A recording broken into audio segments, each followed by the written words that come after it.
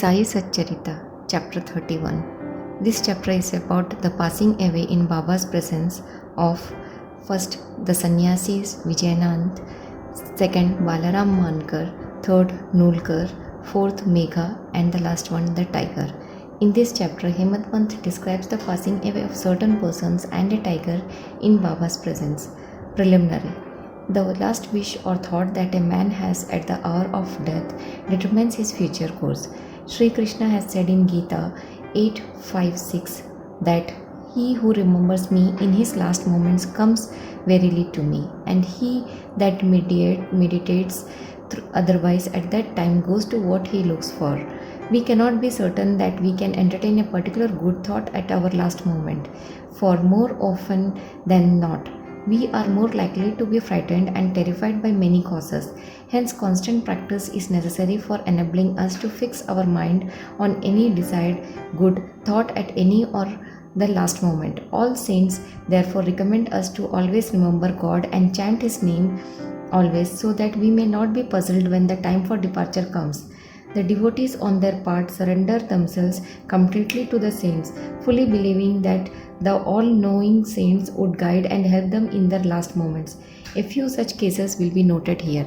The first topic, Vijayanand. A Madrasi sannyasi named Vijayanand started on a pilgrimage to Manasarovar.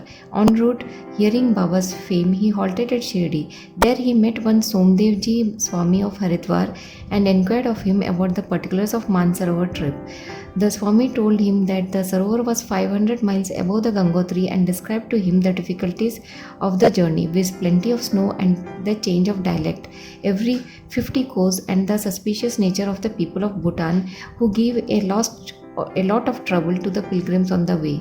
Hearing this, the sannyasi was dejected and cancelled the trip. Then when he went to Baba and prostrated himself before him, Baba got enraged and said, "Drive out this useless sannyasi. His company is of no use." The sannyasi did not know Baba's nature. He felt discomforted but sat there watching things that were going on. It was the morning darbar and the masjid was overcrowded. Baba was being worshipped in various ways. Some were washing his feet, some taking the tirth, the holy water, from his toe and drinking it heartily, and some touching their eyes with it. Some were applying the sandal paste and some scents to his body, and all were doing these things forgetting the distinction of caste and creed. Though Baba got enraged with him, he was filled with affection for Baba and he did not like to leave the place. He stayed in Shirdi for 2 days. When he got a letter from Madras stating that his mother was very ill, he felt very dejected and wanted to be by his mother's side, but he could not leave without Baba's permission. So he saw Baba with the letter in his hand and asked for his permission to return home. The omniscient Baba, knowing the future, said to him, "If you so loved your mother, why did you take sannyasi? Fondness or attachment ill becomes an ochre garb. Go and sit quiet at your lodging. Wait with patience for a few days. In the Wada there are many robbers. Bolt your doors, be very vigilant, the thieves will carry everything. Wealth and prosperity are transient and the body is subject to decay and death. Knowing this, do your duty, leaving all attachment to the things of this world and next. He who does this and surrenders himself to the feet of Hari, that is Lord, will get free from all troubles and attain bliss. The Lord runs and helps him who remembers and meditates on him with love and affection. Your store of past merits is considerable, so you have come here. Now attend to what I say and realize the end of your life. Being desireless, begin from tomorrow the study of Bhagavad. Do 3 saptas, that is 3 reading during 3 weeks conscientiously. The Lord will be pleased with you and destroy your sorrows, your illusions will vanish and you will get peace. Seeing that this end was approaching, Baba prescribed that remedy and made him read Rama Vijaya, which pleases the god of death. Next morning, after bathing and other purifying rites, he commenced to read Bhagavad in a secluded part in the Lendi garden. He completed 2 readings and thereafter felt much exhausted. He returned to the Wada and stayed in his lodging for 2 days. And on the 3rd day, he breathed his last on Fakir Baba's lap. Baba asked the people to preserve the body for a day for a good reason. The police afterwards came and on making proper inquiries gave permission for the disposal of the body. It was buried in a proper place with due rites. In this way, Baba helped the sannyasi and ensured him Sadgati, that is, salvation. The next topic is about Balram Mankar. There was a householder devotee of Baba by name Balram Mankar. When his wife passed away, he got dejected and entrusting his household to his son, left his home and came to Shirdi and lived with Baba. Being pleased with his devotion, Baba wanted to give him a good turn to his life, and he did this in this wise. He gave him rupees 12 and asked him to go and live in Machindragad, that is in district Satara. Mankar was first unwilling to go and stay away from Baba, but Baba convinced him that he was giving the best course for him and asked him to practice meditation thrice a day on the Gada. On believing in Baba's words, Mankar came to Gada. He was much pleased with the lovely sight, pure water, healthy air, and the surroundings of the place, and began to practice assiduously the meditations as recommended by Baba. After some days, he got a revelation. Generally, bhaktas get revelation in their samadhi or trance states, but in Mankar's case, he got it when he came down to his ordinary consciousness from his trance. Baba appeared to him in person. Not only that Mankar saw him, but he also asked him why he was sent there. Baba replied, "In Shirdi, many thoughts and ideas began to rise in your mind, and I sent you here to rest your unsteady mind. You thought that I was in Shirdi with a body composed of the 5 elements and 3.5 cubits in length and not outside of it. Now you see and determine for yourself whether the person you see here now is the same you saw at Shirdi. It is for this reason that I sent you here." Then, after the period was over, Mankar left the Gada and proceeded to his native place, Bandra. He wanted to travel by rail from Pune to Dadar, but when he went to the booking office to get a ticket, he found it very much crowded.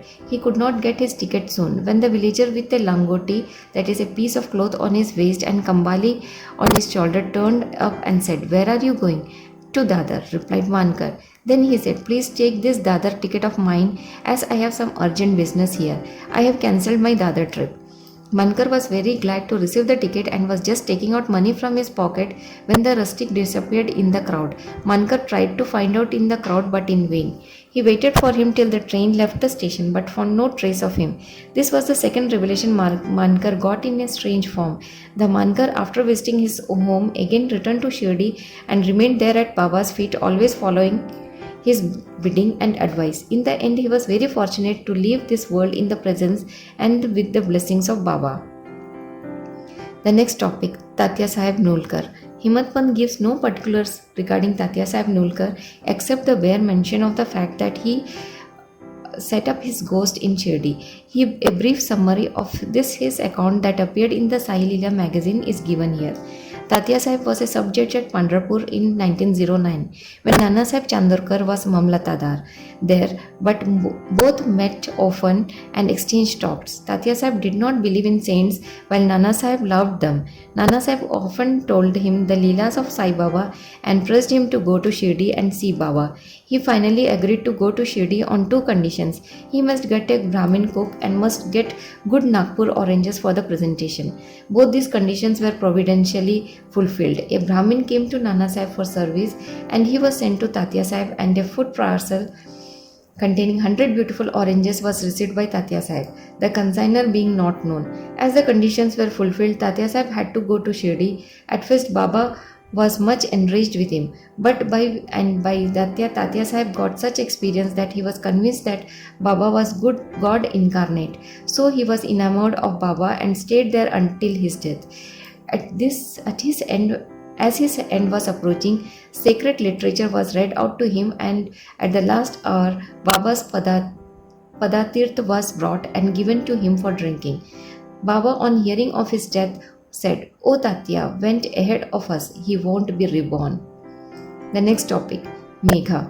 The story of Megha has already been described in chapter 28. When Megha died, all the villagers followed the funeral procession.